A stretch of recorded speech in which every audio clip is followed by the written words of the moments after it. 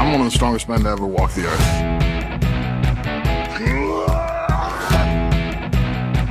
I love Caesar salad.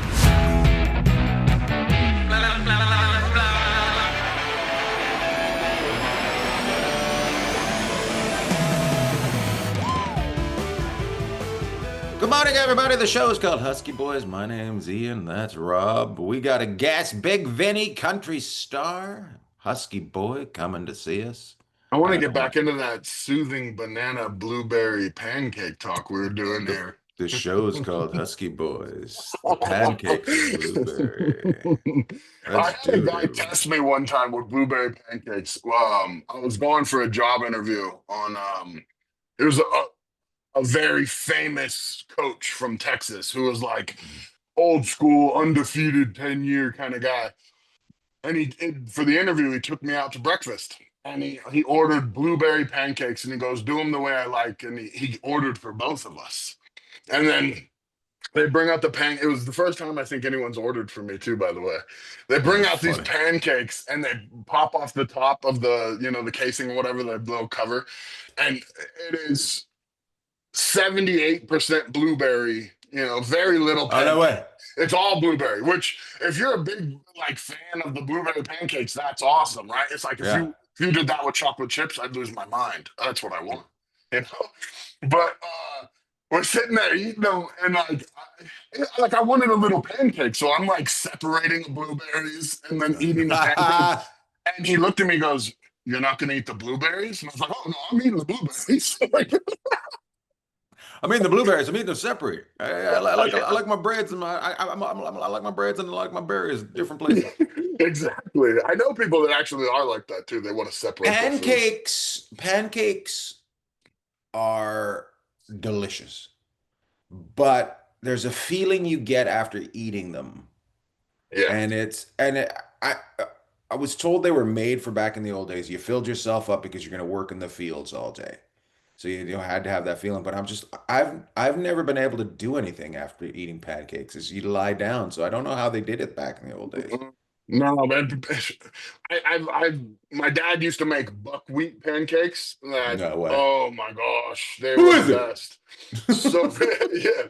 And but I actually did. There's this place in Watsonville in Santa Cruz, California, where I grew up, and it's gone now. But they used to have this. If you eat all these pancakes, it was free.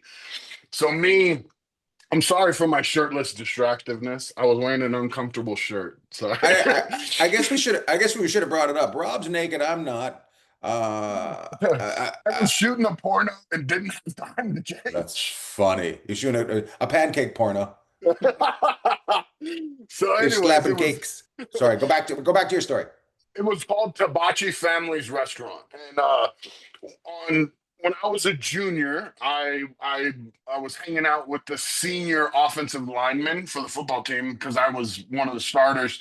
They took me on senior ditch day, and it was like I never felt cool in my life until the dorky seniors that played O-line invited me out on senior ditch. That's funny. And we went to Tabachi Family. And so everybody, all of us big guys order the pancakes, and all of us are like, "Oh, we're gonna crush it, we're gonna kill it." And it's only like 2 pancakes, maybe 3, but they're huge and they're so thick. And I think I got through like 3/4 of one pancake. When all the linemen are tapping out, but there's the one guy, the guy who on the field is always like trying to prove himself and act tough, and like the guy who flexes on somebody who's like 4'11" just to be big. So this guy, he's still going, and he's like talking to the waitress. He's like, I'm still going. It still counts. It still counts. And he's going. He literally turns to the waitress and he goes, "If I go take a dump in your bathroom, does that disqualify me?" No way. And I was embarrassed. My mom was a waitress, and so like I always treated servers with the utmost respect, and I was always And, even though that wasn't like he wasn't being a jerk, he was being vulgar, Yeah. So He's being crass. He comes back and he's like, "I'm good. I'm good." One bite of pancake, puked all over the table, puked everywhere. It was like He puked everywhere? all over the table, all over everyone else's food. It was like, you know, in the movies when it's like obviously fake and it's like a big stream. It was Yeah. that. It was literally that. A big 6'8". He was native. He was like half native, half Mexican. Big freaking dude, and he's like, And I bet you I know what she said. We preferred you took the shit in the bathroom.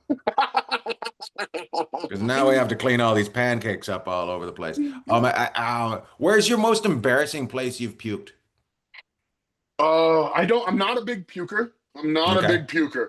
Okay. But I do have an embarrassing puke story. I've only puked a couple times in my entire life. I had a stomach of steel growing up. I could eat moldy food. I literally found I was eating so German. My mom was German. We used to eat this freaking cat food, and it was called Braunschweiger. Oh, for you, the people who know what I'm talking about, I'm sorry for you. But Braunschweiger is basically cat food in a casing, like a sausage. And my mom would eat it all day, all day. And one day I'm sitting there and it was all we had, and I'm eating. I'm about halfway through this big sausage of Braunschweiger, and I see the core down the middle is all mold. And I didn't throw up that time. But sorry, I went on a story about not puking. I was like, you didn't puke? Because I would have No, filled that. I would have filled that all up. But, I was 16, maybe 17, and I went to a party, and I was like the first time I ever had like a real girlfriend that wasn't like my church girlfriend, you know? ooh, Yeah, I'm saying we got to do stuff. we got to put down some pancakes, put some blueberries on them. If you know what I mean, boys. Oh Who's my yeah. real Somebody girlfriend? get Come out on. that blueberry syrup. So, anyways, we went to a party. It was my best friend's house that we were at, and his mom was the mom that would hook us up, like drink here, that kind of mom. You know, don't drive, you stay Stacy's here. mom was what you're saying. Stacy's mom, she had it going Yeah, on. yeah, a little different. Nobody. Well, no, everybody thinks Stacy was a girl, but actually Stacy was a guy, and his mom used to get everybody all liquored up. And Stacy's mom worked, and Stacy's dad worked at camp, and she used to get everybody all licked up. She had it going on. And Boom, she boom, boom. wasn't like a hottie that everyone was after No, too. they never are. Oh, wow. Okay, Never. well, that's there we go. And so, anyways, I get to the party. I just eaten, and they were pouring 151, which Oh, is garbage. Garbage. gasolina. His mom, I'm holding the hand of my girl at the time just to make sure. I was like a bulldog with a bone. I was like keeping it tight, you know. And I walk over, I take the shot, and immediately I turned and threw up all over her. I turned No way, you puked on puked. her. She was the hottest girl at the party, and she was covered in puke. Yeah, it Oh was. I man. felt so embarrassed, and she was not the kind of girl that was like, "Oh, it's okay." She was pissed. She was I'll, fucking. I'll say this. She was the hottest girl in the room, and then she wasn't, except for one guy with a freaky fetish. She became even hotter. Are those blueberries on that I puke? like girl covered in puke. Oh my God. I remember my puke story is uh, I was about 10 and my uncle took me to the carnival and I had a hot dog. Corn And then dog, corn dog. and I don't know if it was a corn dog. Maybe but it might have been a corn dog, but I remember it was a wiener. It was a wiener. I think, man. And my uncle took me on the octopus afterwards. That's the one with the legs that spins. Yeah, everything's spinning. Oh, oh no! Only an uncle. Yeah. Dad wouldn't do that. So I puked on my leg and I puked on him and he was angry, right? And I'm just like standing there and I'm a little kid and I'm like, "Ah," right, right. And I remember these. Right, still going. Yeah, we're going to go, but we get off, and he's like, "I gotta go clean up your fucking dipshit," right? So he was a dick. But anyways, I'm standing there, and these older kids walk by. What's wrong with you? And I turn, and I got puke on me. They're like, ah! And they ran off. That's hilarious. Yeah, No, man. I mean, those rides, I learned quick. As a kid, I could do that forever. I tried to no, take my son on like a little kiddie one, like just small indoors, very small. I almost threw up on my son. I swallowed it because I was like, I'm not gonna throw up on my Yeah. son. They're built by the military. They're stupid. They're like, well, you know what we need to do? We're trying to figure out how to keep a man in space. Let's give it to the kids to go to an amusement park. Yeah, let's spin these fools now. Meanwhile, there's Uh-uh. just two people from the government taking notes the whole time people are on it. The fat one has thrown up. The skinny The one can husky go one. many, many times without even getting dizzy. Give him a little No, note and let's see, you let's know, get him to space. it'd be funny if you did one of those and you took it serious, like you're at NASA, so you're there and you're Yeah. like doing the breathing exercises. I do. I do. If you ever, we went with my nieces this year. We took them to the carnival while we were in Virginia. And you know we're waiting and they're in a lineup and there's all these kids going on before. Then there's little kids and every so often you just see the one kid. It's like terror on their face. There's always a kid who swears they're about to fall out too. Yeah, And you see on their face, it's real. It's Yeah. real. They know they're about to That's fall out. Yeah. Stop just the going ride. around. Stop the ride. Stop the ride. I love it. Comedians. There's a guy named Brent Butt used to do a joke about how they're just the creepiest people that work at those rides, and you trust them with this dangerous thing. But you know, it's 3 tickets. It's 3 tickets, so you put your kid on, no problem. That is it. That is so true. Because like Yeah, any one of those guys is walking around my neighborhood, I'm taking photos of them just so we have yeah, them. You know. yeah. You're checking that what list they're on. But if Ex- they got a carnival ride beside them, that's a good man right You're there, good my to friend. go. He's only got three Absolutely. fingers on his right hand. Trust that guy. A tooth and a bottle of booze hanging out of his back pocket. You can trust him, Johnny. Yeah. Yeah. Hey man. So this weekend, I know that we're 2 weeks ahead, but 2 weeks ago, we're just before the big arm wrestling competition. What town is it going down in? We're in Loveland, Colorado, right outside Denver. Oh, And nice. hanging out here. I got in yesterday. Super easy for me. Like it's only like an hour and 40-minute flight. Like just straight shot. Everything was basic. Got in and there's all these treats and snacks and stuff waiting for me. I'm holding these for later. They're And treating you nice. oh yeah. And they had a bunch of other stuff set up. It's really great. And the hotel's nice. And I wanted to adjust because the elevation is way up here. So I got in. First thing I did, which is funny, is like so the opposite of like all the other guys. I got in, put my stuff up, and I walked 2 miles to the gym. It was 1.8 miles to the gym. And I had a million dudes. And I had like probably 15 guys that were like, "Oh, we'll come with you. We'll come with you. That's awesome. We need to go sweat. We need to move around." And literally every one of their faces, as soon as I told them I was walking, they were like, "No, no, We'll big meet boys don't walk." we'll meet you there, but if you that's awesome. But it's cool. Anybody you know from before there? Yeah, a ton of guys, man. It's like almost exclusively guys that I've been competing against for the last 10 years. And that's what makes it cool too. Like, uh, for the most part, a lot of these guys are really respectful and they're really like cool about like the fact that they used to chase after trying to get me and then they I retired or whatever. That kind of stuff's always fun. And I've had that myself with a guy I'm arm wrestling is Eddie Hall. And Eddie won a World's Strongest Man and he's a legend of the sport, one of the greatest deadlifters of all time. But Eddie and I competed head to head twice, and I beat him both times. So, like, he's got a couple better trophies than I do, but I'm the one who's got the one that says first place, and he's got the second place one. So, that kind of stuff, that can be fun, though. It's as long as it's Yeah, not, yeah. not trying to be a dick, but it's way more chill than strongman. There's like in strongman, I'm here and I'm really about to just destroy my body if I was doing strongman.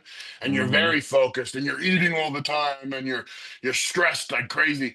I'm gonna go like this for 30 seconds. Like this whole trip, the whole week up here, all that stuff is gonna boil down to 22 seconds going like this. And it's like, I'm not stressed at all. I'm smoking dope, going swimming. I'm like chilling, bro. Oh wow, I'm in, I'm in, I'm in, arm I'm wrestling Denver. kids, get into it. I'm in Denver. It's legal. It's fine. It's fine. He's microdosing mushrooms. Everything's good there. I love Yeah. it. I love it. One more question before we bring our guest in, and tell everybody about our guest today. You know him. You know him, Bigg Vinny. Tell everybody all Mhm. about him. Well, Bigg Vinny is a country artist out of Nashville. He's a friend of mine. I've traveled and done some stuff with him. He's a very active and positive guy. He lost a ton of weight. He'll talk about that, I'm sure. He was on Biggest Loser or one of those shows. And he's one of those guys that's been husky his whole life. He's fought down. He's still a bigger guy, but he's got it way more in control. And he's just a fun dude to talk to. I thought it'd be cool to check him out and hopefully pull out some cool stories, something that I haven't heard, you know? I love it. Let's go to our guest. Big Vince, thank you, Vinny. Is it Vince or Vinny? Do you ever go by Big Vince? My brother calls me Vince or Vincent, how he said. He's real country. But now Big Vinny, it's just what it's always been. So yeah, man. Well, I've been always called you Big Vinny. I just didn't know if you ever had anybody.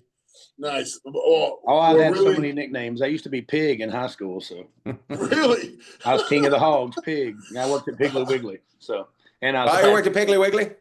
I worked at Piggly Wiggly when I was in high school. Where'd you grow up, Vince? Perry County, Tennessee. I can be Vince. I like Vince. I was trying to be your brother. Perry I was County, trying to be your brother. About an hour and 20 minutes west of Nashville. Oh no, nice. Your accent is strong. Big family, like a lot of kids in the family. 6 brothers and 3 sisters. Yeah, we lived in an Amish community, but we were not Amish. We were weed farmers. Well, you guys are you living in an Amish community, but you're not Amish, so you were doing their work. You're turning on lights for them when they needed it. What was going on? No, we had a farm and all that kind of stuff, and we grew corn, and we had an apple orchard and a bunch of other stuff. Basically, busy work for us, and it was I love it. It was basically the way that they hid that they were using all that stuff for weed in the back 40 there. So that's really funny. Only Now, one what- our now, back what 40, you somebody talking else's about? back 40. You grew marijuana on a like it was actually like their property on what's it called though? What are the, not a convent, but what is it called? Compound or Yeah, a community, a commune. Yeah. No, Commune. So my stepdad and my mom actually grew on their land because they could theoretically have it on their land because I can't remember the whole circumstance. Basically, they can use it as exemption. Yeah, medication, whatever it's called. But then whenever my stepdad didn't pay out the proper amount to old Mr. Toes, he called the TBI and said, "Hey, there's a weird plant out here growing on my land," And they got busted with 7,000 plants whenever I was in 7th grade. So, can I ask? Can we go a little deeper in that, or like what was? Yeah, no, listen, nothing's off limits with me. Okay, perfect. So, did your parents disappear for a while, or what happened after they got my caught? mom got 3 years of house arrest. My stepdad got 11 months and 29 days. It helps whenever the local enforcements actually buy from you. That's funny. Yeah, so they got off pretty easy. My stepdad now is, I don't know where he lives, in Hornwall somewhere, and he's 70 something years old, almost maybe reaching close to 80. And he is, not got a great life. And then my mom, she's actually doing really well. I went through a really hard childhood and everything. So I don't know how much y'all know about me, but I was pretty brutally beaten by my stepdad. So, but I do forgive him. I forgive him, and I hope that he finds God, and hope he makes it to heaven one day, because I do think he has love in his heart. I just think he wasn't very good at showing it back then. So. I'm gonna commend you for being like that, but I hope he loses a toe. Yeah, I feel bad about being mad at my dad for stuff. It's like it wasn't as bad as beating me. Like, yeah, I think he lost his eyesight, so that's probably worse than a toe. It's also weird. You can't give a beater a stick. He's blind now. He's got a stick and he's a beater. That's terrible. it seems like it's like a dichotomy, like growing marijuana on an Amish property and beating your kids. Like there's a lot of mix and match there. Yeah, well, religious exemptions, I guess you'd say. Do you have a song about it? I've written a few songs about that situation. None I ever sing out. They're just kind of healing songs for me. Nice. When you play music, I'm learning stuff right now, and I'm practicing a couple songs that I want to like sing to my kids or whatever and stuff like that. And if the song hits me emotionally, I'm almost unable, like, because it's musical, I'm almost unable to like put it in the back of my mind. Like I can, like, literally it makes me cry while I'm saying it, Yeah. When you're talking about your life and things like that, and it's so true to your heart. Have you just done it so many times that it's numb, or do you still get like honestly choked it up? depends on the emotional part of the situation. Because I've been able to give forgiveness for all the things that they did to me. That part really doesn't get me as much as if I see somebody else going through it, because I know that. See, already going to get me there already. Yeah. I know the troubles that they're going to go through to get over that one day. I know that if they ever do get over it one day. So it more like my heart goes out for people that are still in the process of it or the middle of it. Like if I see it on a commercial or a TV show or a movie, like it hits me then more so than when I talk about it. But yes, because of being on Biggest Loser and telling that story and, being a motivational speaker and speaking all over the country and telling the story so many times, it has become almost not numb, but just more like, hey, this was the part of the story that sucked, but let's get to the part of the story where everything was great. And so I had to remember, I didn't want to tell my story for the longest time because I didn't want people to think I was weak. I think men, it's like, man, you don't want people to think that you got your butt kicked every single day. But I think as I get older and as I've told the story and I've heard how it's affected people's lives in a positive way, telling my story has helped other people be able to tell their story or be able to realize that, hey, you're not the only one that's gone through this stuff. And I've met people with went through way worse than I went through, and so you can't really compare your worst to somebody else's worst. Whatever your worst thing is your worst thing. Whatever my worst thing is my worst thing. So somebody that hasn't been through what I've been through, they still have something they've been through that to them that was the worst thing that ever happened to me. So, Yeah. I find you're right when somebody's like that. Well, that's nothing. Well, that's not you, right? When somebody says so sad about somebody else, well, that's nothing. Well, no, that is something. You can't just because something in your head's going on because something's going on in somebody else's head. It doesn't mean you dismiss that because it isn't as hard as yours. Yeah, I mean, if we did that, then there would be no difference in any human being on the planet. Not to mention, I mean, everybody's individuals. People handle stuff better than other people. People are better at math than other people, or better at reading. That's where me and Robert. Why'd you bring those things up immediately? Why do you got to know about me by that? Why you got to our pancake talk? I'm not trying to throw it out there. Some people can pick up cars and other people can read. Two things. But no, it's interesting, just as you gain life experience, how much more tolerant you become, how much more loving you become. I mean, at least for me, some people, I guess they become bigger assholes. I don't know, but I just realized that, man, you never know what somebody's going through. So that guy that gets mad in traffic or that guy that, ain't handling the situation the way you would want him to handle it at a restaurant or whatever. It's like, man, I don't know if they lost their dad today. I don't know if they had a fight with their wife or they caught their wife cheating on them or whatever. You don't know what they're going through. So I try to give everybody grace and do that. I mean, not that I can't get mad, I do, but I try my best not to. So. I try to when I come upon somebody that's being a complete douche. Yeah. I always lead with, "Hey, are you okay?" Like, and they don't always get it, but sometimes they're like, "No, I'm not okay." So I'm realizing how many times you've asked me that now. Like I said, Robert, being a complete douche. Yeah, I'll check myself. Yeah, I love it. So you're on The Biggest Loser. You were already doing music before you were on the Biggest Loser, right? I was already signed. I was signed by Toby Keith when I was 22. Okay, that's my question. How so you're signed at 22 by Toby Keith. Yes, sir. How does he find you?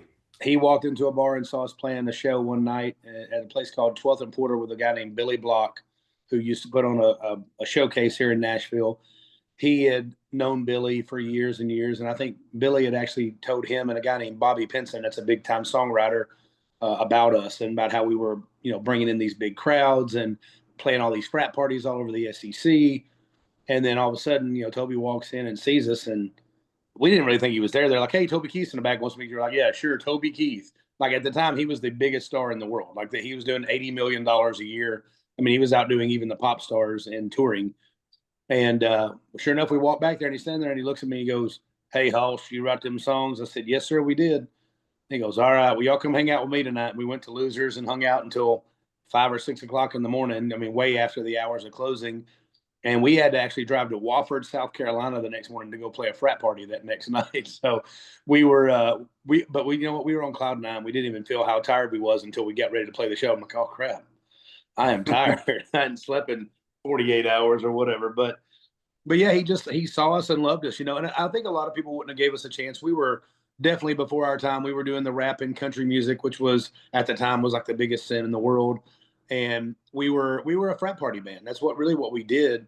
But we had written original songs.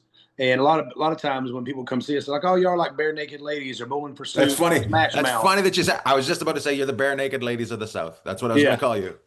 That we got called that a lot, that and the Bowling for Soup, just because I was a really big guy, and the guy that was with me, he's like 5'5" and might weigh 135, 140 pounds, So it was a funny thing to look at. The girl didn't actually join our band. She happened to be a backup singer the night that Toby saw us, and he thought she was part of the trio because the way we were positioned on the stage, because it was a very small stage, and he loved it as a trio. So we knew the girl, and we were friends with her. Her name is Crystal Hoyt. She'd been here for 10 years, putting in the work, doing the stuff. So when he said, "I want all three of y'all," we were just like, "Yes, sir, let's do it." You're like, "We do have a female in the band." Yeah. As a matter of fact, we do have a female. Well, we had to go to her and be like, "Hey, do you want to sign a record deal with us?" And she goes, "I didn't even know y'all had a record label." And I'm like, No. Like Toby Keith has a record label. He wants to sign us, but he thinks we're a trio. Do you want to be part of this? And she said, "Yeah." So we signed it, and we did well together. We're all best friends. So Tell people when you sign something, when you sign a record deal at that time, what did that consist of? How does it go? So you sign the deal. Do you go instantly into recording, or did they say, "We want you to go down the road with our people"? Or what? Tell us. So it can be different for everybody. People that need development, they're going to take them and kind of usher them in a little differently. For us, we were already playing 150 shows a year. We were already out there doing a lot of stuff, so they were able to just plug us in. We literally signed the record on Tuesday, and on Thursday we opened up the show in Birmingham, Alabama, at the amphitheater for Toby Keith on the Toby Keith Big Dog Daddy tour. So Nice. it was that fast for us in that sense, but we didn't go in and record until probably 6 months later. We went in and started recording our first batch of songs, with Toby being one of the producers, with Butter, the other part of my band, and I can't remember the other one. Mark Wright came in, but he was on the later part of the records. But yeah, we went in and started recording, and we put out our first song. We actually didn't put out our first song until a year later, a little over a year later, but it came out with Toby's movie Beer from a Horses. It was kind of the trailer song for the movie. So it was on ESPN. It was on all the different channels where they were running the advertisement for the theater. Nice. When you sign something like that, is that is it like an athlete contract? It's like this 2-year contract with these bonuses or this guarantee, or how does that, you don't have to go into exactly what money is, but how is the structure? Well, it can be different depending on if they're signing you also to a publishing deal, what all they're putting in your contract. For us, we already have publishing deals, which is a lot of times where the money would come from, like a signing bonus or this or that. But we already had publishing deals with another company, so they didn't do that. We also came in right before they started the 360 deals. So it was literally just a record deal for us. And then probably about a year and a half in, they come back to us and said, "Hey, we need to, alter this agreement and turn it into a 360 deal." But Toby and them, like most people were taking 25% and stuff like that. Toby took like 2.5% of merch and 5% of shows and 1% of this, or it was like nothing. But he had to do it because to satisfy the mothership Universal, we had to be signed to those things. But he took care of us so good. And honestly, we just had such a blessed deal because we got to go straight in and straight on tour. A lot of people don't do that. A lot of people have to buy onto tours and things like that. But our deal was basically, it was just a real deal record deal where we went in, they had their piece of the music. It was a 50-50% after recoup. So once they recouped the money that they spent on us, we became a 50% owner of the music with them and all Nice. that kind That of stuff. sounds so crazy in today's landscape. Oh, dude. I mean, now these deals these kids are getting they might own 10% when it's all said and done after they recoup, if they ever recoup. And they have to recoup 150% instead of 100%. Like it makes, I don't know. I feel bad for them. However, it gives you more and more incentive to go and push yourself, because if you have a 5 million person following, or you like my boy Taylor Holder, I think you might have met him. He's got 20 million followers. You know what I mean? So his deal, he's looking for, he's not going to go sign the same deal that somebody that, has 10,000 followers that hasn't really built. Yeah, he's not going to take himself backwards. He's not going to. Yeah, no. This kid gets massive contracts for deals with like Celsius or whatever. So that's where it comes into play. And of course now they know if your following is real or fake. Used to, in the beginning of you could buy a fake following and then people would believe it was real, so they would just start throwing money at you even though you really didn't have a following because they thought you did. Now they figured that out and sniffed that out pretty quick. Like, nah, we can go look at the algorithms, we can look at the stuff and know, is this paid for, is this bots, all that. They can figure all that out now. So Yeah. So you're 22. How long are you on that deal for? How long were you with I them? was signed to them until I got on Biggest Loser. And part of what happened there was the girl in our band decided she wanted to go have kids, be a mom. She didn't want to be. How dare she? Yeah, how dare she? But no, she didn't want to be on the road anymore and all that kind of stuff. We had done that for 4.5, 5 years. She was getting into her 30s. I was 27, and so when she left, the record label kind of came to us and said, "Hey, we're gonna have to rebrand all this. We're gonna have to figure out all this stuff. So y'all are going to be on the back burner for a while, or Toby has offered to let y'all go scot-free and you don't owe any money." And you said, "Fingers up, see you." Yeah. Question for you: What was the name? So you're the threesome. Well, I don't say it like that, but what was I'll take the threesome trio? too. Okay, threesome is way more funny than a trio. They're fun than a trio. But were you guys called something different than what? No, we were always called the Trailer Choir. We were the Trailer Choir before the girl entered the band, and me and Butter was still there. So we kept the name So Trailer you kept Choir. that name. And we always kind of felt like we were the trailer, and all the crowd that we were singing to became the choir. So because we all of our music was what we called sing-alongable. It was pretty easy to get lyrics. I mean, our song was called "Rockin' the Beer Gut." It was about girls with a beer gut, and he literally said, "She's rocking the beer gut, and I love the way she's not ashamed." And everybody would sing along with us, and they'd all yell "beer gut" at us, and it was great. But that was the way that our music was. So we never felt the need to change the name or do any of that stuff. And we still tour and play to this day. I mean, we still get calls for shows from people that love that song. I mean, it's amazing what I wouldn't even call it a hit song. I mean, we got into the 20s on the Billboard charts, but it was amazing that one song that had that kind of, I don't know what to call it. Like it had that kind of Juice. Polarization. No, people either hated it and they shared it and told people about it because like, listen to this stupid song, or they loved it and they wanted to send it to 15 of their friends, or they wanted to send it to their girlfriend as a joke, or their buddy as a joke, or whatever. It just had that virality before viral was a thing. We didn't have TikTok back then. We only had MySpace really when that song came out, and then Facebook came out during that time. It really hit big in 2009. And so Do we you didn't feel have like streaming. your female fans, I won't call them groupies, but your female fans were a little different because you chose a song like Beer Gut rather than like Pour Some Sugar on Me or something like that, What's funny is people migrated that song and it became like rock what you got kind of thing. Like you'll have girls that come up with a 6-pack and like, look, you can buy beer in a 6-pack, and then you'd have girls come up that were pregnant like, mine's a root beer belly. Like it was really cool to watch it kind of be a song for everybody. And we didn't know that when Butter wrote it. I mean, Butter wrote the song by himself. That's one of them I actually didn't write. We were playing a show in a place called the Bluesboro in Murfreesboro, Tennessee, which is where I live now. We were playing that show, and this girl walked in, and she was wearing, shorts that were a little tight, and that little shirt that rose a little high, had a little muffin top hanging. But she was so confident, and she was like, and Butter looks at me on stage. He goes, "Dang, that girl's rocking the beer gut, bro."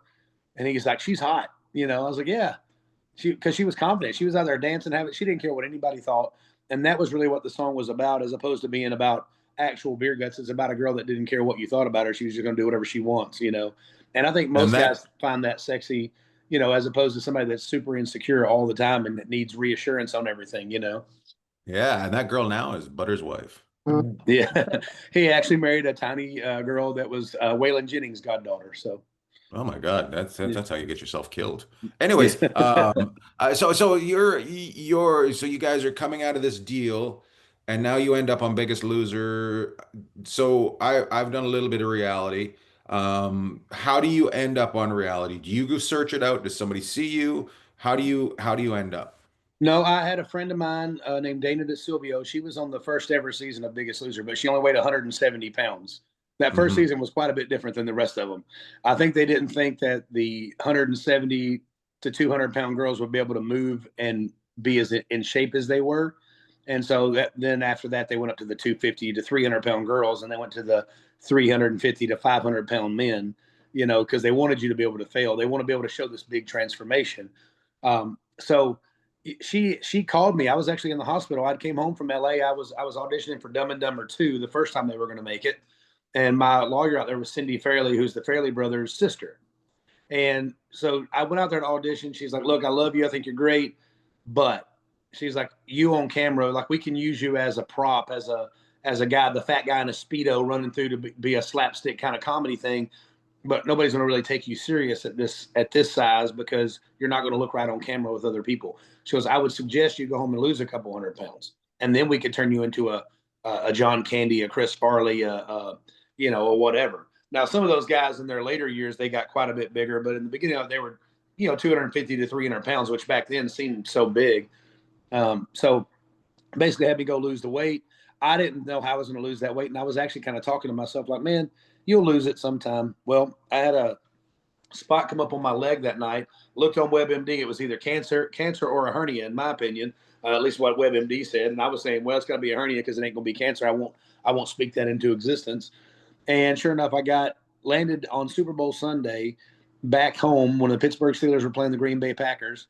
And I was excited for that game. It was at the time I was decent friends with Aaron Rodgers because he was dating a girl in the country music world. And I went to the hospital. They said, "Hey, you got cellulitis in your leg." And I was like, "Okay." And then, of course, they told me I was diabetic and all this other stuff. I was weighing in right at 500 pounds, as big as the scale would go. So it was 500 plus pounds. They said, "You're going to have to lose weight." I was like, "Okay." So I need to go home and lose weight. And they're like, "No, no, we got to take you to surgery right now. If you don't get this, if you'd have come 2 days later, it probably would have turned into gangrene and we'd have had to cut your leg off." And I was like, "Okay, this is serious." So as I was laying there on the 6th day that I was in the hospital after getting this surgery done and being on all this stuff, Dana actually calls and says, "Hey, I want you to audition for Biggest Loser." I hung up on her. I was like, "I ain't doing that stupid show. They just bring you on there and make fun of fat people. That's all they do." And What season is this that you're I auditioning was on for? season 12. So yeah, so you've seen I've this seen it kind of show. go. Yeah. I'd only seen the first season or two, and the show really took a turn around season 3. And they're like, "Wait a second, man, this is really inspiring people. This is really getting these people their life back." And I think they kind of turned it more into, let's find these stories of these people that have been through hard times. Let's find the story of there was a woman named Abby Wright who, she was on her way home. She couldn't get a hold of her husband. She comes up on this wreck and she's kind of honking the horn, you know, like ready to get around, trying to get home, you know, all that kind of stuff. She didn't realize till she got up to the wreck that it was her husband and both of her kids in the wreck. And she lost everybody she loved right there in that one wreck. And Hmm. she just started eating and eating and eating. That was her way of dealing with it. She got up to like 300 and something pounds. And so that story was something they wanted to tell that, but then how do we help this woman? And I think the show became a lot more positive at that point, as opposed to like, "Hey, let's get these fat people out here and make them try to do stuff that we know they can't do." So they fall down and roll back down the hill and that kind of thing. And by the time it got to my season, um, there were so many great stories on our season, and I think we kind of threw them for a loop because we mostly all of us got along. Nobody really tried to play the game except for two people, and so we were like voting with our hearts instead of making drama. but but How anyway, dare yeah, you? no, It's it had changed television, quite a bit. sir. It changed. It saved my life. I mean, I would have been. There ain't no way I'd still be alive if I'd have not got a chance to go in there. So what weight do you go in? Cool. What weight do you go in? Sorry, Robert. I know. I apologize. I'm just. What weight do you go in at? And then Robert's going to answer though. So I was 500 pounds in that hospital bed. I lost 70 something pounds before I got on the show. And so when I weighed in on the show, I was 426 pounds, and I They must lost have all the been way, pissed. and I They must lost have all the been way down pissed to that you lose weight. 242 pounds on the show. So I lost a total of 258 pounds that year, but I lost 183 of it on the show. Wow. Man. And now you do that, you go on there, you bare your soul. Like all the stuff that I've seen of it is very honest, very raw. And I think that's pretty obvious. That's why people like you is you're willing to expose the chinks in the armor. And you get done with that and you go back to music. Like was there something that just jumped after that, or was it like, okay, I have to take the momentum because nobody else is going to do it for me and I've got to run with it? Like did you have like companies that were like, oh, we're going to use this as promotion, we're going to, like how did the transition after getting done with Biggest Loser and then going into what you do now, how did that like work? So as far as on the show, the chinks in the armor happened because by the second or third week, man, you're so physically broken down that your mental walls and all the stuff you put up, all the guards you put around your heart are gone. So you're willing to open up on camera. Some people break faster than others. It took me till week 3, and I got to work out with Tim Tebow when that week, and he really brought it out of me because he just I don't know, he just had a way of talking to me. It made me want to tell the whole story and all that, because they had no clue that I had been through all this stuff as a kid until that week. But when I get back from the show, I was always worried because I'm like, man, if your whole moniker is Bigg Vinny and you're this 500-pound guy that can break dance and do the worm and the splits and sing and rap and all this, like now you're 242 pounds, you're pretty average sized dude. And I was still built pretty strong in comparison to most guys. I mean, when you don't walk around at 500 pounds for a long time and be able to dance without being pretty strong. I mean, I'm way stronger than Robert, but he knows that.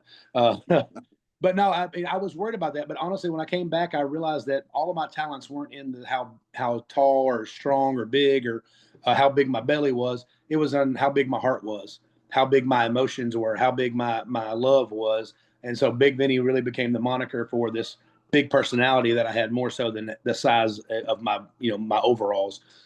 But no, when I got back at first, we started right back in the trailer choir. We had tons of shows. Everybody wanted us to come back and see the new Bigg Vinny and all that kind of stuff.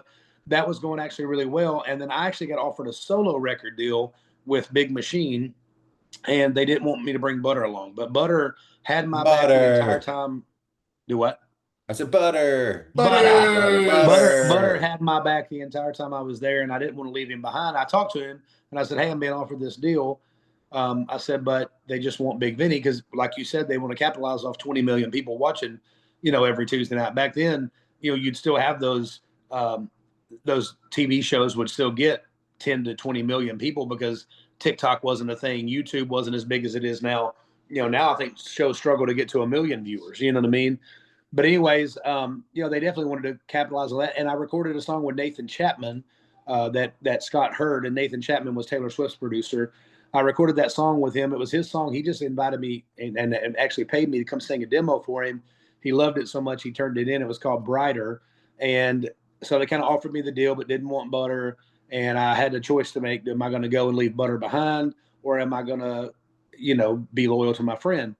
I stayed loyal to my friend. Looking back now, I realized that had I have taken that and blown up, I could have brought Butter with me anyway. So probably maybe not made the right decision, but morally and from my heart, I made the right decision at that point in time and all that. But then, we went in. Butter ended up finding out about 2 months after I turned down the deal that his wife was pregnant with their first baby. Then he kind of bailed on me. He was like, dude, I got to go be a dad. I can't be out on the road all the time and this and that. And he was kind of worried about it. And he kind of left me, and I was like, dude, what are you literally made me turn down this deal. So we never lost our friendship, but I definitely got a little upset with him for a while. But I feel like Butter. Butter. But I feel like God always puts you right where you need to be. And I think if I'd have gotten that situation, I wasn't ready for that type of thing just yet as an entertainer, as an artist. So that actually ended up putting me on the road by myself for about 2 years, year and a half, where I went out there and played shows by myself and gained the confidence to realize that I didn't have to have somebody else there to lean on all the time. that gave me the chance to start studying that. Butter comes back about a year or so later, year and a half later, whatever it was. I said, man, I'd really like to get back out and start playing some shows again. And the money was still there. We could still go out there and get some pretty decent money. So we both went out and started doing that again. I still kept doing solo stuff. He still kept doing solo stuff. We built other businesses. Butter's a phenomenal producer and musician. So he started producing other acts. And then for me, I started realizing that I wanted to invest and I wanted to do more motivational speaking. So I started going and doing speaking and started to invest in some properties, things like that. I had gotten divorced during that time and found who is my wife now. I've been married to her for, this will be 9 years, I think, this year. Yeah, 9 years. And, and got 2 kids and everything. Let's put a break. So you get divorced and then you meet a new girl. Tell us how you met the new girl. She was a bodybuilder and also a Taekwondo 3rd-degree world champion, black belt in Taekwondo for ATA. And I actually had seen her posting like her bodybuilding stuff online. Now, I hadn't told anybody that I was divorced, but I'd seen her posting her, the bodybuilding stuff online and all this. And I was kind of like, I want to do bodybuilding. I mean, literally in my mind, was like, with you. Even though I had all this, I had just got my skin removed because I had all this saggy skin after the show and all that. I waited 2 years. You had the removal surgery. Oh yeah, I had to get 15 pounds of excess skin removed. I had so much skin that when I was standing up with nothing holding it in, I was still clothed. It would hang all the way down over it was literally middle of my thighs. It would hang down that far. And we talked to Billy Gardell a few weeks ago about that, and he had lost a lot of weight. I don't think he was as big as you were. Yeah. But he was just telling us that surgery is just so intense. The recovery and it's like all the way around. It was 2 months. It was 2 months of me sitting in a recliner. I couldn't lay in a bed because I got the 360. So because I had all this skin hanging on my back too. Now I didn't get it removed this way. I just got it removed the up and down. I didn't get this removed from like here and stuff, but I got it removed from the bottom because I would run it. And they said, well, that's cosmetic, but dude, it would rub raw. And sometimes you couldn't feel it. It almost felt dead, but it would rub raw. And then all of a sudden I looked down and I'd just have, blood marks and things like that. So I had to, kind of keep it tucked in with a Under Armour shirt, a compression shirt. And I kept thinking it was going to come in, but it never did. I mean, it came in maybe a 1/10 of an inch, who knows. But no, I got it done and it was brutal, man. They cut me all the way around. So I couldn't lay all the way back, but I couldn't lean all the way forward. I had these drains in me. I'd pee in a pan and then that was my ex-wife. She became my ex-wife. She was my wife at the time. You made your she had to go pour my nasty pee and my blood. I had to keep up with how much I was draining each day. Yeah. So I had to actually pour them into a measuring thing to know how much drainage I had from my tubes. Well, I want to go back to one thing real quick. It's not something you do now, so I don't feel it's too personal of a question, but I'm really curious, and I think other people are curious. Frat parties, when you're the musical guest at a frat party, and now I've only been to I'm not a frat guy. I've only been to 2 frat parties. Bro, I've seen you in a pair of cargo shorts and a collared shirt popped up. I was a football player, so we made fun of frat guys. Yeah. And anyways, so I never was in a fraternity. I never lived in the house doing that stuff. What I'm curious is like say what's the furthest you would go for a frat party, and not necessarily you personally, but what's an average? What does a frat house pay? Do they just let you do free keg stands? So it's kind of interesting. When we started off, we were getting about $800 a night, which was barely enough to even get there and do it. But as you become known in that area, everybody wants you on the same weekend. They're willing to pay more money for you. So we got to the point to where we were making about $4,000 to $5,000 a night, and we were playing mostly the SEC schools. But back then, $4 or $5 grand a night was a lot. Now you can hardly go tour for that because the musicians cost you $2,000 per show just to have 4 guys play with you, which sounds really weird. But anyway, some guys will pay that. Some guys will pay $2 grand to have 4 guys play with them. I'll play with you for free. Some guys will pay for $4 grand to have 2 guys. Yeah, just go to a random truck stop. Bring the pancakes. But yeah, no, you build up your following, and the next thing you know, dude, we were making great money. That's all before we got the record deal. We were just crushing it. But yeah, no, I mean, we got to the point where we make $4 or $5 grand a night. We played in University of Georgia. We played the Beta House, Kappa House, things like that. University of South Carolina. We played Vanderbilt. We actually did a lot of sorority parties, but in Vanderbilt, they can't have their sorority parties on campus. They have to rent a space. But Vanderbilt has a lot of money, so those were really good shows. And they were in town here in Nashville, so that helped out a lot. Do you become the king of the party? Are you just the guy dude, of the party, or? I mean, I was still their age. I was 21 years old. Dude, I literally walked in like, bro, these are my age group. These are my people. And so I went in, I was doing the worm on the ground. I didn't drink. I never had a drink. So that was one of the things. Butter would do the keg stands. That happened a lot, but I never did. I'd eat all their food though. I'd eat all their cheeseburgers. But now rewind back. So how did I meet my wife? So I actually slid in her DMs. Because I knew her from music. I knew her from, I mean, she's a super talented musician, plays harmonica and piano and guitar, and she went to Belmont and graduated with a performing arts bachelor's degree. Man, she sounds like a freaking beast. She is a beast. Well, you met her. Well, I know, but I didn't know she could kick my ass and then write a song about it. Oh yeah, she can do everything. She's way too good for me, but I've convinced her to like me, so that's a good thing. But anyway, when you meet her, she doesn't come like she's not trying to impress you. She's not like squeeze your arm or flex or none of that. She's the exact opposite of me when it comes to telling you all about herself. She'll be like, yeah, I did win the world championship one time. And you're like, wait, you won I won the world championship in the biggest organization of ATA Taekwondo there is. In a physical martial art. Yeah. Actually, she won for sparring, weapons, and form. She won in all 3 divisions. That's what you want to hear, weapons. But anyway, so, yes, she knows how to use nunchucks like you wouldn't believe. But anyway, so I slid in the DMs, and I was like, hey, I want to know about this, because she was on a team called Team Haynes. I was like, I want to know about this bodybuilding team. So we ended up going and having, I guess you'd say, lunch. And she had a show. She was actually competing in the Flex Lewis the next week. Or maybe it was Music City Muscle, one of those two. But she had a show coming up. So I was like, okay, well, let's meet at Whole Foods. And I'll go to the deli and I'll get us, a meal. So I go and I get chicken, which is good. I got broccoli and some other little vegetables. And then I got some watermelon and some Cliff Bars. And I thought, well, this is a healthy meal. She sat down. She goes, well, I can eat some of that chicken and some of that asparagus. Because she's about to compete, so she can have no watermelon. No, I was like, you can't even have watermelon. As soon as I heard I couldn't have watermelon on this bodybuilding plan, I was like, I'm not going to do bodybuilding. I can't even have watermelon. Get out of here. But anyways, she went and she ended up winning. She got qualified for a pro card, and then she went and competed, and she finished like 15th at the junior nationals, and then that was in NPC, I think NPC, and then I got her pregnant after that. That was the end of the bodybuilding for that time. She wants to do it again now. How did that happen? Well, nunchucks. Nunchucks. We ordered pancakes. She's wearing my Labrada shirt from years ago. Way too pretty. Show them one double by. Come on, get them up.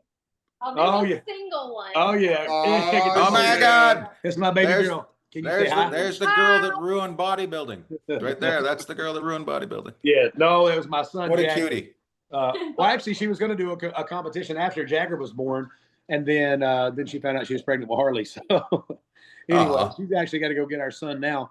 But yeah, so I slid in the DMs. We got to talking, and then I kind of talked about joining the team, and she kind of told me obviously that when they go in and they practice posing and stuff like that, obviously you're going to be in the room with all these other guys and girls and all this. And, and she said, hopefully your wife's not jealous. And I said, well, I don't have a wife. And she goes, oh, I didn't know you got divorced. And I was like, I didn't put it online because I'm not one of those dudes that goes online and like, I can't believe this has happened to me. Cry for me. You feel bad for me. I didn't want to go. I didn't want to find it that way. Yeah. Which you see that every day. And I have friends out there probably watch this podcast like, Vinny, are you talking about me? I'm like, well, I mean, the shoe fits, wear it. But anyway, so I didn't go on there and do all that. So nobody knew. And it was so funny. I thought, well, we won't see anybody here. I won't see anybody I know, Hey, I love you, baby. Have fun, okay? I said, I won't see anybody I know. Sure enough, this is no joke. We sit down. We don't more than sit down. And then all of a sudden, my sister, who lives an hour and a half away, and my grandma come walking up and go, Vincent? and they see me with this little cute blonde chick. I haven't even told them. I didn't even tell my family I was divorced. I literally just didn't tell anybody. I just kind of pieced out and went and moved in with my brother. And I was kind of keeping it to myself. So then my sister texts me and she says, Vincent, I'm not going to tell your wife, but that is not okay for you to be on a date with another woman.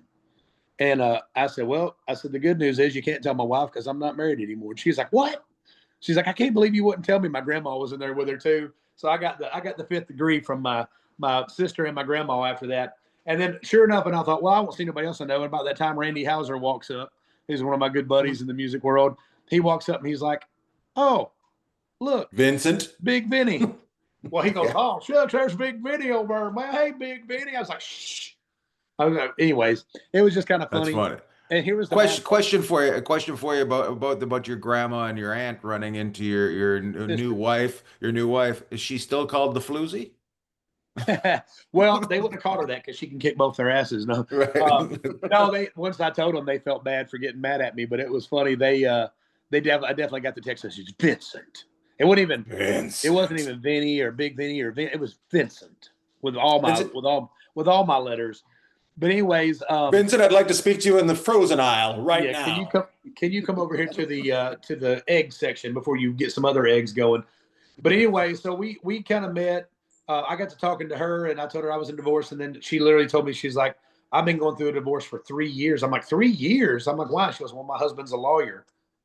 And I was like, so why is it taking so long? She's like, because he literally. Well, hang on a second. Represents me. Hang on, I gotta ignore this. Hang on. Ignore. I don't want to lose it. So anyway, sideways. There's back. He's back. Now we're back. People are trying to call me. So she literally was like, I've been going through this divorce for 3 years. And I'm like, 3 years. And she said, yeah, my husband's a lawyer. He basically didn't want her to get any piece of the firm or any of this other stuff. So he just kind of told her, I won't do anything or sign anything unless you agree not to take anything. Now, they didn't have any kids or nothing. And so we had kind of started talking, but I told her, I said, listen, I can't be with you if you're married. You know, it's just against what I believe and all this other stuff. And my grandma's over there. We kind of continued to talk and be friends and all that. And we knew we loved each other. We were crazy about each other, but we didn't do anything. We kind of stayed to ourselves. Trust me, I wanted to. Every day I thought, there's ways around it that God looks away from, right? Listen, I tried. Hey, it wasn't because of me. I would have done it. She was like, she's just that good of a person. I mean, she really is. And part of me was like, maybe she really don't like me because I was laying it on thick, buddy. I was sending flowers. I was doing everything I could to get her to like me more, And I would have felt bad if she hadn't told me she, literally they didn't even live in the same part of the house together. Like she lived in one side, he lived in the other. And but anyways, long story short, she ends up. One day I say, look, if you're not going to leave him, then I need to move on and go after somebody that I can be with and spend my life with. And I said, she goes, well, what am I supposed to do? I said, just give it to him. Who cares? Let him have it. I was like, we can make more money. I said, she goes, well, it's not about the money. It's about, I worked 2 jobs while he was in law school so that he could go to law school. She's like, she goes, I gave up my career so that he could have his career. She's like, she goes, it just makes me feel like he just gets to win. I was like, but what's he really winning? And then she calls me like 2 hours later. She goes, all right, I told him. I said he could have everything, just sign the papers or have the papers sent over to me and I'll sign them. He can keep it all. I just want my dog, my car, and she got something else. Oh, her guitars and stuff. And so she took that and she left and she moved right in with, this is no joke. This is how much this woman loved me. She moved in with me and my brother and his wife into a duplex in Nashville. She was living in like a mansion. She moved into this duplex. We had brown recluses like you wouldn't believe. I mean, they weren't very recluse either. They were like out there. They were like brown. They were brown recluses, but they were like party animals. I mean, they were the non-recluse. That's funny. And she must have been questioning herself after you told her we can make more money, and then she moves into a duplex with you and your brother. She's like, "Are you sure we can make more money?" Yeah, I told her so we can make more than what I was already making. Hey, it's funny. I had just bought a house about 6 months. We had put down the down payment and actually moved into a house with my ex-wife. And when she kind of came to me and said, "Look, I don't love you," and it was funny. Like she was in love. That doesn't sound funny. Yeah, I was going to say. No, it was funny because she loved me when I was 500 pounds. She was attracted to me when I was 500 pounds. After I lost the weight, she lost all the attraction to me. And part of it was a psychological thing, which she went and got help with. But psychological was like her best friend left, and this person came back that looked nothing like her person she was in love with. And now all of a sudden, I didn't want to go to the movies and eat popcorn with, candy put inside of it. Like I was like, I'm not eating any of that stuff. I would go to restaurants and be like, hey, can you cook that without any butter? Which now, of course, I eat just butter and Butter. I eat that butter and meat, try to get those guns up bigger. See, I'm chasing Oberst. Next picture we get together, bro. You You're got still big gonna arms. You're still Train gonna be. some arm wrestling. Next time I see you, I'll let you ride the bike. I know. I'm ready to see you arm wrestle Eddie. I'm It's ready, happening man. this bro, if weekend. you let us That's why down, I'm sitting if you here let naked in America this hotel. go. Hey, just know if you let us down, you're letting down America. So no pressure. Oh my God. I don't You're ever letting down get America. pressure. I don't believe in it. When I was 7 or 8, Wayne Gretzky handed me a puck to play at halftime of the Kings and Sharks game on live television. I And love it. ever since then, I don't see lights. All I do is feel energy. I don't Dude. got nothing. I thought you were That's going to so say, awesome. I love since that. then, I haven't let down America once. Hey, let me go. tell you this. Rewind. Since that night, Ever since then, I ain't never let down America. I don't know if you know this. What was your character's name on the Righteous Gemstones? Carl. Cousin Carl? Or what is that? So Cousin Carl. Did you know, and you may not know, because I don't know if y'all are on the same season, but the guy that's in the Walmart Drip music video, I don't know if you've watched it yet or not. But Say that again, in the what? The Walmart Drip music video, my new song. Do you know who that guy is? I don't know which one you're referring to. I didn't recognize anybody. He was the one that was in the whole video with me. So he is Miles Burris. He played for the Raiders, but he was in he was the cult leader, not the cult leader, but in the like the strong guys cult team. And That was the season before me. He was the one that carried the cross and then fell with it, and then the other guy carried it. Yeah. So he was like the main guy. So My God, that's a good show. He's my buddy, man. But I was telling him, I was like, dude, I had another buddy who was on that show, and he was telling about, dude, that guy's a monster. Bro, everybody, when I told him I was on that show, everybody was like, "Oh, you're gonna do the Brothers of Christ," And I am so glad. I'm so grateful they gave me something different. Yeah. Like I got to cry. I got to get dude, you did so good. I everything. I was very grateful that I got to do more than just flex. Yeah, and I thought they were going to end it. I thought they were going to end the whole series like they should have before this last season started, because y'all's last season, like the way y'all ended it with everybody kind of coming together and jumping the monster truck, I'm like, y'all should have left it there. It was so good with you and your brother kind of rehashing and all that. Like it was so good.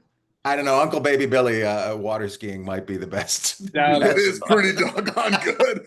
And this season also, there was only one. I can't help but watch Baby Billy every day. Oh my What's God. the name of that guy that did the first episode where he was in the Civil War and started the church? Bradley Cooper. Bradley Cooper. Bro, I thought that was phenomenal. The first episode was great. The first couple episodes. And then it just, obviously what they call jumping the shark, you know what that means. They just started jumping the shark, with every other thing. And it got so, I'm like, come on, bro. Like y'all could, you got John Goodman. You got some of the best actors. But that role where they were in the Civil War stuff was great. Like that part of it, I loved. It started off so promising and then it kind of fell off. But regardless, it's one of my favorite series. Anything Danny McBride does, like I loved Vice Principals, which I know that kind of got cut short because of the COVID. Yeah, COVID. And then, but I loved Eastbound and Down. Like all those shows are so good, man. So when I saw you were going to be on it, dude, I was so excited because I knew I was going to watch every episode, and I have watched every episode.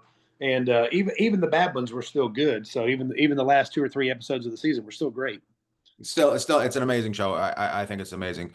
We're so happy you dropped by, but let's talk about your Walmart. That's the song that you're just talking about with the video that you brought out. Let's talk about that and tell people where to find it and how to do it. Before we do that, I got to do this. I ain't gonna let him be the only naked one on this. Take your shirt off, Ian. I'm a comedian. You gotta take your shirt off, bro. I'm a comedian, and I'll just be ripping off Bert Kreischer, so I'm not gonna do it. I'm doing it. Hey, so anyways, Walmart drip, man. This is so crazy. So last year we had a big eclipse here, and you could see it from Tennessee pretty good. And which I don't even believe in them. I believe in flat Earth, but that's the 100th episode, and you should definitely come back and talk to me about that. But anyways, they had this eclipse, and we didn't have Just right at the end. Oh, and by the way, I'm a flat earther. Yeah, Flat Earth. Well, this see y'all eclipse is later. happening. Hey, this is no joke. This eclipse is happening. My wife says, "Hey, we don't have any of the glasses to watch it. And if you don't have the glasses, your eyes will burn out." And I was like, "Well, crap, we better go get some glasses." I said, "Where are we gonna get the glasses?" She goes, "They got them at Walmart." Now I didn't realize I was getting tricked into going to Walmart, but we get there and it hit me. I'm like, "Hey, babe, we're just getting those glasses and we're coming right back out." And she goes, "Well, I need to get a few things." So I knew this trip now was going to cost me $500. So I was kind of in there pouting, to be honest with you. So I'm in there pouting and I look over and I see this swimsuit that's got like the sunset of Miami on it with these palm trees swaying in the sunset. And it's a 2-piece. So the top is like a net jersey. So you can see my nipple in it, all that good stuff. It's a net jersey. The bottom has got those John Stockton shorts that are like halfway down. So I'm like, I'm going to look great in this. I'm 340 pounds of pure sexiness. I'm buying this thing. I buy it, get back home. Of course, I do what every guy does. I immediately put on my brand new outfit. We go outside. We make a little picnic for the kids. I'm sitting there. I start going, "Damn, girl, you get all this drip." She goes, "What are you talking about?" I was like, "All this drip, girl, my fit." You know what the young kids on the tickety talk are talking about their drip. And she goes, "You're 40 years old." I said, "Yeah, but girl, I'm looking retired." And I started going, "Walmart drip, Walmart drip. From my head to my toes, got that Walmart drip." And she starts to stop. And I was like, yeah, you're probably right. This is getting dumb. She goes, no, stop. Go inside and write that song. She goes, "It's the stupidest thing you ever come up with. Probably be a big old hit." So I go inside and I start writing. I kind of get a first verse and chorus. And I kind of lost, I posted it online. It had, got to 25, 30,000 views, which for my page is pretty good. And so I was like, maybe I'll write the rest of it. Well, I ended up singing it I was speaking at a school in Kansas. And in Salina, Kansas, I ended up speaking at this school, and my buddy Jared Blake says, "Hey, man, you need to sing Walmart Drip." I was like, "I'm not going to say. I only got like the verse and the chorus." He goes, "Just sing that." So I sing the song, and sure enough, the kids are going crazy for it. They're all like singing it back to me, coming up, "Dude, where can I get that song?" I'm like, "Well, you can't. I've never actually finished writing it." So I came home right then, and I finished writing it and decided to put it out. And I was blessed to actually a guy from Texas come on board. He loved the song so much. Come on and give me a little bit of ching to kind of put behind it and be able to make a real deal music video and kind of do it the way we did, which we did that whole thing guerrilla. We walked into 4 or 5 different Walmarts and just started filming. So, and we didn't get kicked out of any of them. Turns out we were the least crazy thing going on in Walmart. I can believe that. I can believe that. Because over on another aisle, there wasn't a guy talking about a flat Earth. Meanwhile, at home, fighting with his grandma about cheating on his wife. Oh my God! You know what the saddest part about that whole song is? There's no butter. There is no butter's in the song. Is he in the song? He's in the song. So if you butter. You got to go watch the music video. Butters. Butter's the guy that flies in the little red jacket, and there's a part of the song where it's like, "Oh, my tree up." He's actually singing that part, and he produced the song. So, nice. Butter's. I listen. Everything's better with a little bit of butter. I was going to say right there, my God, you guys know how to Southern cook with a little bit of butter. My God, thank you so much for dropping by, Bigg Vin. I appreciate y'all having me on and let me know. Let's do some more stuff together. I can't wait to watch the episode and then go check out the rest of y'all's stuff. You just seem happy. I like that. I am a happy dude, man. Yeah. Well, you saw my wife and my kids. I don't know how I wake up sad. every day like this. Hey, let me tell you that one last thing. I just got my whole setup to be a DJ. Oh, thank God. Now, I had no idea I was going to do this, but I went and played 4th of July. I got to play the Rio in Vegas. So I go and play the Rio in Vegas, and as I'm out there, and they paid me $15,000 to come out and play. It was pretty good night of money. I have expenses. I got to pay the band members. I got to pay for flights and all this other stuff, food and whatnot. So I ended up making probably, after it's all said and done, $5,000 to $7,500 somewhere in there. We had some other shows with it, so I made a little bit more. But either way, go out there, we play the show, we do our thing. As I'm there, I start talking to the DJ, and I'm like, "Well, man," I said, he said, "I got 5 shows with them." I'm like, "Oh, that's awesome." He goes, "I give them a heck of a deal because they gave me 5 shows." And I said, "Well, how much did you charge them?" He said, $3,500. So I'm like, "That's like $700-800 a show. That's pretty awesome." He goes, No, $3,500 per. And I was like, "Hang on. This thing's always messing with me. Can you see me now?"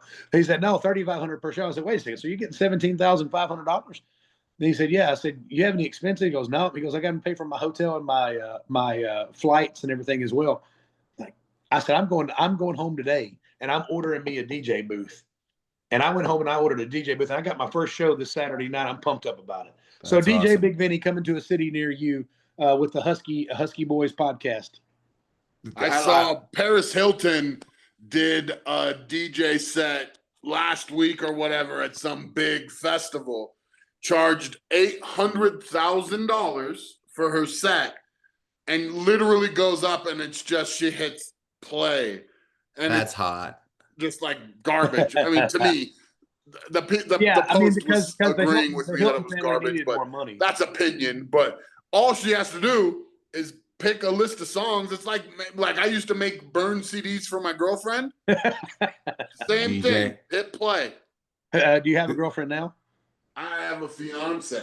Whoa, bro! She just doesn't know it crazy. yet because Ian is making me fly down and see her dad. But she's my fiance. But not officially official yet. Will this podcast be out before then? No, she doesn't listen. Luckily, hopefully. Dude, that's awesome, man. She's the kind of girl. She's from Texas, so she's the kind of girl who will listen to all of this and never tell me she listens to it, just so she can get her information. That's so funny. Hey, when I started my podcast, we got to where we had and we just our studio kind of ran out, but we had 3 of us on there, and we were bringing on guests and doing all this stuff. And I'd come home one day, my wife would randomly be mad, and she'd like, I'm like, what's wrong with you? She's like, well, I didn't know this part of your story. I'm like, oh. Yeah. Oh. Well, and the part of the story was I told her, obviously I was 22 years old when I got my record deal and went on the road, so I was single. and I had fun, But I talked about that in the podcast, and she found out. But she went HPV, huh? Yeah. What do you have? When I said you got the drip, baby. Anyway, well, hey, y'all, thank y'all so much for having me. I look forward to it. Get them big, get the huskiness in there. Thanks for being husky. Thanks for well, my goodness. Well, my goodness. I didn't know we were gonna end it like that. Order me some pancakes after this. Hey, love y'all. Peace out. Thanks, buddy. My God. Sometimes our guests, it's just tough to get them to say anything. I know. I got just nothing to say all day. He was fantastic. He didn't catch your. I don't know if he's a South Park fan, but he didn't catch your butters. I love it. Question for: how'd you meet him? How'd you? I met Vinny. Oh man, how did I meet Vinny? I don't know. I used to do a lot of stuff in Nashville for like 4 years. One of the companies I was worked with was based out of Nashville, so I used to go there. So you met him down there. I think I met him online. So like when I travel places, I do try to kind of see who's around and doing stuff there, what's going on. And he had been on my page a lot, like liking and following and stuff. And I saw he's a fun guy. He is a big, strong guy, but he's also just chill. I don't try to hang out with people who lift weights normally. I'm not that guy. But like, hence why you hang with me.